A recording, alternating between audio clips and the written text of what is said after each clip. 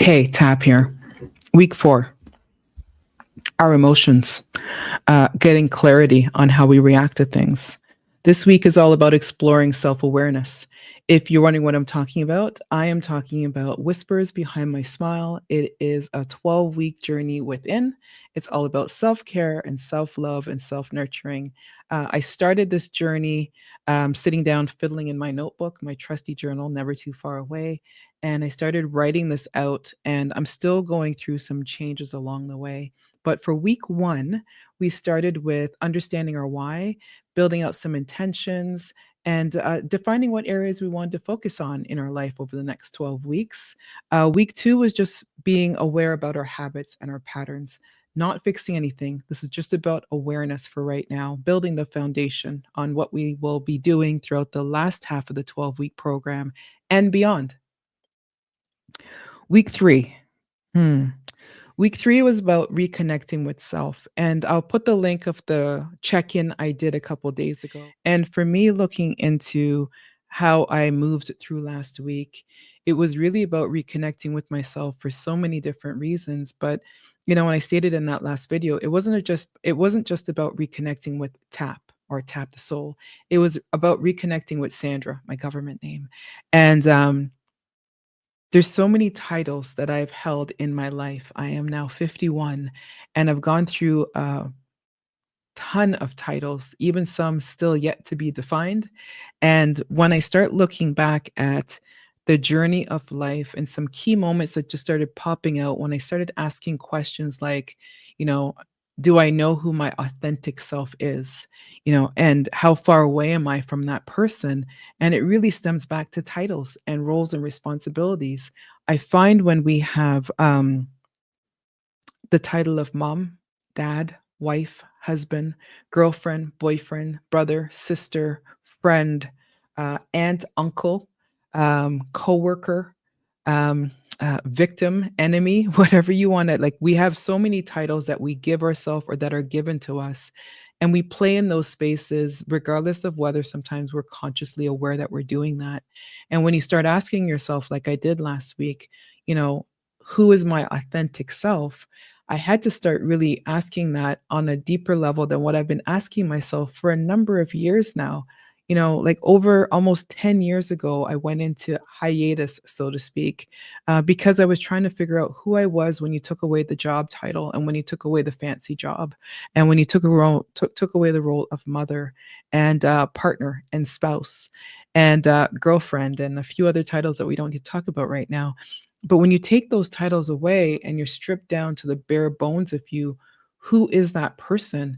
And I've been floating to figure that out. And now I'm being intentional about figuring that out. So for week 4, we kind of trip back into previous weeks, but we're doing it from a different angle. So in week 2, we looked at our habits and our patterns. Again, not to fix anything, just to really understand, what our habit is, what is our pattern, what are our flows daily, throughout the week, throughout the month, throughout the year. It was entirely up to you when you were doing that reflection where you were focusing on. The point was just to be aware and hopefully writing it down. I am a strong advocate for writing it down. You don't have to have a fancy journal. You can use a notes app if that's what you prefer. But I feel that it's so important for us to put pen to paper or fingers to keyboard if that's your choice, because you have something to go back to. It's not just a thought in your brain somewhere that you hope you're going to remember when you're sitting down again. You can actually flip the pages back or swipe back, and you can look at what you were writing and what you're feeling at that point in time and measure where you are now from that point, right? So for week 4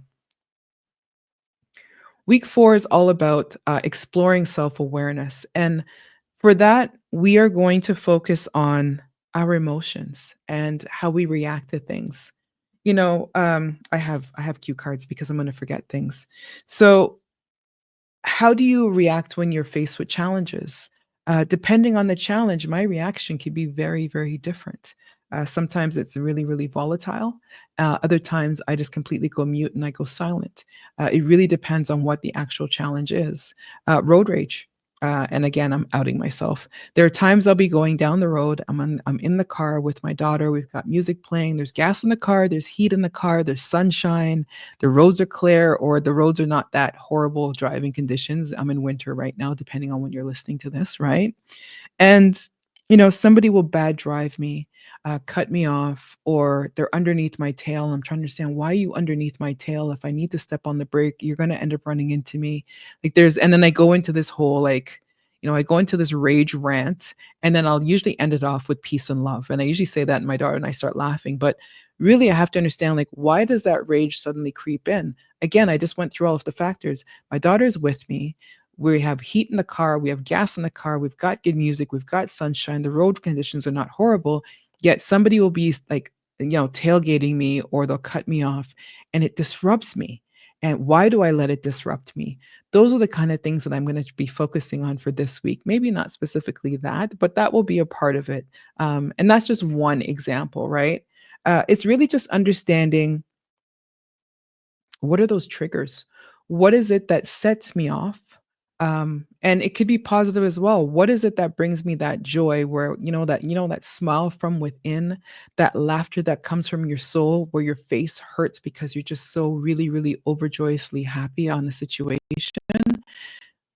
How do you pull from that more, instead of pulling from the negative side, where you go into, in my case, like a road rage or whatever other volatile, angry emotion that will hit over a situation? I've had moments where I've reacted to something, and then I realize how out of character I was. And I say that because it's not something I would normally respond to. And I have to, this week, now start looking at some of those scenarios that I can think of right now as I'm recording this, and say, but why did I act like that? Why did I react that way? Why did I lash out that way? Why did I shut down that way? Why did I walk away that way? And there's usually another layer behind it. And it's usually something that we just don't think about, or we just don't talk about. We just dismiss, and we just keep it moving. That's where I'll be focusing this week. And that is really me trying to understand, what are those triggers that bring me joy, as well as what are those triggers that bring me pain, the why behind each of those, and how could I be more in tune? How can I be more aware? When something is about to trigger me in a negative way, how can I better react to it? And again, I'm not trying to fix it this week. I'm really just trying to really understand some of these scenarios that are loud. And, I'm saying they're loud, and they really are those loud whispers behind your smile, because when you've done something out of character. And usually the ego will take over and be like, well, I'm not apologizing. I said what I said, and I'm just going to keep it that way. Or I did what I did, and I'm going to stand firm on it. And that's your choice if that's what you want to do. That's the way I look at it for me. But there's still a reason why. There's a reason why you reacted the way you did, and then there's a reason why you're deciding not to remedy the situation, if there's a situation to be remedied, and you're just going to leave it alone, right? By the end of this week, the goal is to have more clarity on our emotions, and understanding where our emotions could use a little bit more support and guidance in how it reacts, positively or negatively. And for me this week, I will probably be focusing more on the negative, where it feels like it's just going against the grain of who I am. And then I will also definitely still find time to focus on the positive sides of it, because I'm not going to sit here and completely critique myself in a negative way. You have to figure out that balance, but you do have to do the work and look at some of the less pleasant, uglier sides of ourselves, and figure out, what can we fix, modify, adjust, refine. But we're not going to do that this week. We're just going to be aware of it, and hopefully write it down in your journal, in your notes app, so you can come back to it in week 5 and beyond, right? So, the questions that I've kind of threw out here, I have a couple more. I will put them in the description. And also, if you're here, check out my community tab on my page. I've been posting there, and I'm hoping to get a little bit more attention over there, where if you can't catch what I'm saying in the video, at least you can see the question prompts that are posted there in the community tab. I'll try to post some other things there as well, just to get some dialogue going amongst us. If you're interested in joining this 12-week program, it starts whenever you want it to start. I'm in week 4. I'm posting on Instagram up to week 2. I'm going to post week 3 later this week.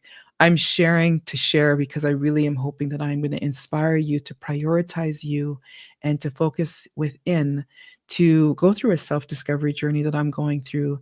I've learned so much about myself already, and some of it honestly has been hard to digest and consume. And that's why these first couple of weeks is not about fixing anything. I'm really just trying to be aware. I'm trying to understand what's going on. Who am I? And then I will gradually work into, and now how do I get a little bit more into operationalizing the thoughts, and do they still align with the intentions and my why that I built out on week 1? Time will tell whether it's still on track or if it needs to pivot or have a refinement. So I'm going to tap out here. Please be sure to press pause and press play as many times as you need to in order to catch these questions. Check out the community tab where I will also be posting the questions within the next 24 hours. And you can see questions for the past weeks are also there. If this has resonated with you, subscribe, click the like button, share with your friends. Do this as a collective. Let's come together and just do a little self-discovery. It's a new calendar year, but every day starts a new year for new opportunities to prioritize you. And you don't need to wait for another January 1 to start. On that note, have a fantastic day or night wherever you are. I'll be back again soon. Peace, love, and blessings.